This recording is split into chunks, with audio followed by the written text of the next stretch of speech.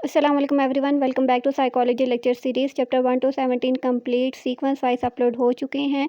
Lectures attend करके आप किसी भी तरह के एग्ज़ाम की तैयारी कर सकते हो। करंटली हमने चैप्टर नंबर 18 स्टार्ट किया है जो क्लिनिकल साइकोलॉजी के बारे में है। अब यहाँ पे स्टेप बाय स्टेप हम क्लिनिकल साइकोलॉजी को डिस्कस करेंगे।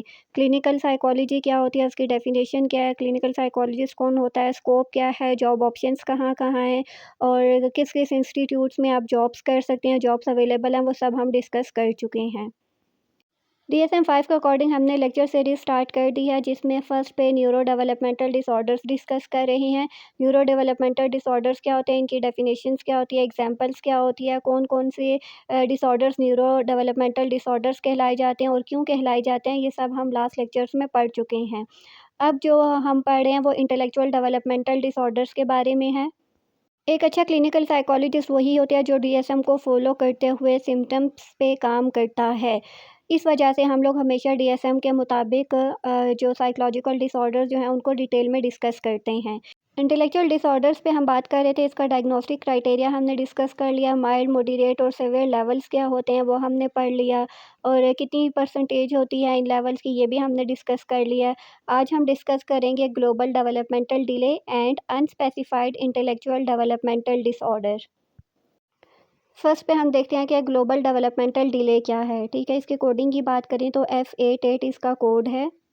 ये डिसऑर्डर या डायग्नोसिस उन बच्चों को दिया जाता है जिनकी एज 5 साल से कम होती है और ये तभी यूज़ किया जाता है जब अर्ली चाइल्डहुड डेवलपमेंट में या अर्ली चाइल्डहुड पीरियड में जब बच्चे के जो सेवेरिटी लेवल होते हैं, जैसे हमने पढ़ा था माइल्ड, मॉडरेट एंड सेवियर, उनको हम रिलायबली असेस नहीं कर पाते, तब हम इसको ग्लोबल डेवलपमेंटल डिले डायग्नोस करते हैं। उसके अलावा इस कैटेगरी में बच्चे को तभी ऐड किया जाता है जब एक बच्चा जो है वो इंटेलेक्चुअल फंक्शनिंग के सेवरल एरियाज़ में, डिफरेंट एरियाज़ में एक्सपेक्टेड डेवलपमेंटल माइलस्टोन्स जो होते हैं उनको मीट नहीं कर पाता। फॉर एग्ज़ाम्पल 6 से लेकर 15 महीने के अंदर-अंदर बच्चा बैठना भी सीखता है, क्रॉलिंग करना भी सीखता है और वॉक करना भी सीखता है। लेकिन ये जो बच्चे होते हैं ये प्रॉपर तरीके से बैठ भी नहीं सकते, क्रॉलिंग भी नहीं कर सकते और 18 मंथ्स के अंदर-अंदर ये चल फिर भी नहीं सकते, ठीक है? और इसके अलावा बैलेंस वगैरह भी मेंटेन नहीं कर पाते।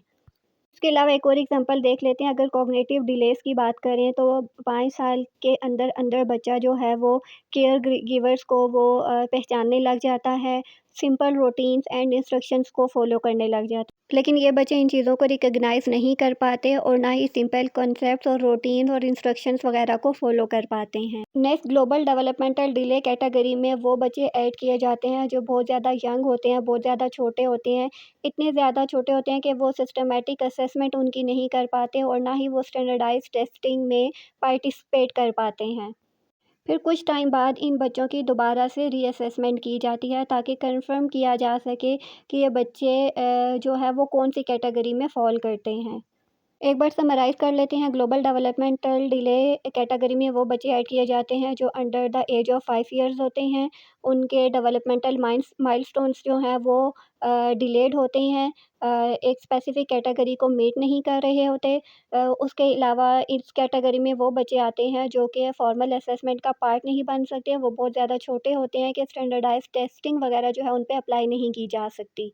देन कुछ टाइम बाद फिर से रीअसेसमेंट की जाती है ताकि पता चल सके कि बच्चा स्पेसिफ़िकली आईडी का है या फिर इसके साथ कोई और डिफ़रेंशियल डायग्नोसिस तो नहीं है या फिर कोमॉर्बिडिटी तो नहीं है। इस वजह से दोबारा से उसकी असेसमेंट की जाती है ताकि उसको फिर से एवैल्यूएट किया जा सके, फिर से उसकी असेसमेंट की जा सके।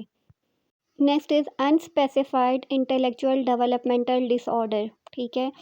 अब ग्लोबल डेवलपमेंटल डिसऑर्डर उन बच्चों को डायग्नोज़ किया जाता है जो अंडर द एज ऑफ 5 होते हैं, लेकिन unspecified intellectual developmental disorder category में वो बच्चे ऐड किए जाते हैं जो over the age of 5 years होते हैं।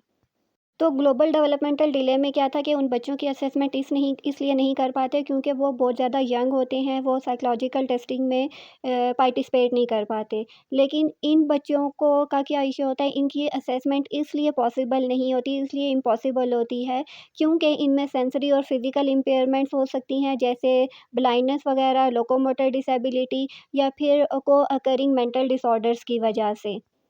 देन अगेन ये एक्सेप्शनल सर्कमस्टांसेस में ये कैटेगरी यूज़ की जाती है और इसको भी after a period of time reassessment की ज़रूरत होती है, ताकि हम अच्छे से इन चीज़ों को ऑब्ज़र्व कर सकें और देख सकें कि बच्चा वाक़ई अनस्पेसिफ़ाइड इंटेलेक्चुअल डेवलपमेंटल डिसऑर्डर की कैटेगरी में लाई कर रहा है या फिर उसके साथ कोई और बिहेवियर इश्यूज़ हैं जिसकी वजह से वो ऐसे बिहेव कर रहा है।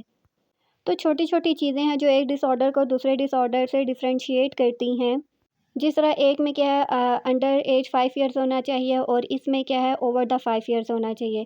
एक का इसीलिए इश्यू होता है क्योंकि बच्चे उसमें पार्टिसिपेट नहीं कर पा रहे होते, वो बहुत ज़्यादा यंग होते हैं। जबकि अनस्पेसिफाइड इंटेलेक्चुअल डेवलपमेंटल डिसऑर्डर में क्या है कि बच्चे को कोई और सेंसरी फिज़िकल इम्पेयर्स होते हैं या फिर उसके साथ-साथ कोई और मेंटल डिसऑर्डर्स हो सकते हैं। इस वजह से हम लोग उसको इस कैटेगरी में ऐड करते हैं। तो डीएसएम को इसलिए बहुत अच्छे से पढ़ना ज़रूरी है ताकि डायग्नोस्टिक क्राइटेरिया को अच्छे से स्टडी किया जा सके और बच्चों के जो प्रॉब्लम हैं उनको अच्छे से स्टडी किया जा सके, उनको फाइंड आउट किया जा सके, ना कि जो ज़हन में आ रहा है उसी पे उनको डायग्नोस कर दिया जाए। इसीलिए एक अच्छा क्लिनिकल साइकोलॉजिस्ट वही होता है जो प्रॉपर प्रोटोकॉल्स को, प्रॉपर एथिक्स को, प्रॉपर डीएसएम को फॉलो करते हुए बच्चों के साथ काम करता है। तो आज की वीडियो में हम लोगों ने डिस्कस किया कि ग्लोबल डेवलपमेंटल डिले क्या होता है और अनस्पेसिफाइड इंटेलेक्चुअल डेवलपमेंटल डिसऑर्डर की कैटेगरी में हम कब बच्चे को ऐड करते हैं। अब अगर आपका कोई सवाल है तो कमेंट्स में पूछ सकते हैं, अदरवाइज इंस्टा के थ्रू भी आप मुझसे कॉन्टैक्ट कर सकते हो। आई होप आज का कॉन्सेप्ट आपको क्लियर हुआ हो। नेक्स्ट वीडियो में इंशाल्लाह causes and risk factors of intellectual developmental disorder discuss करेंगे। So don't forget to like share and subscribe. See you in the next video. Till then take care. अल्लाह हाफ़िज़।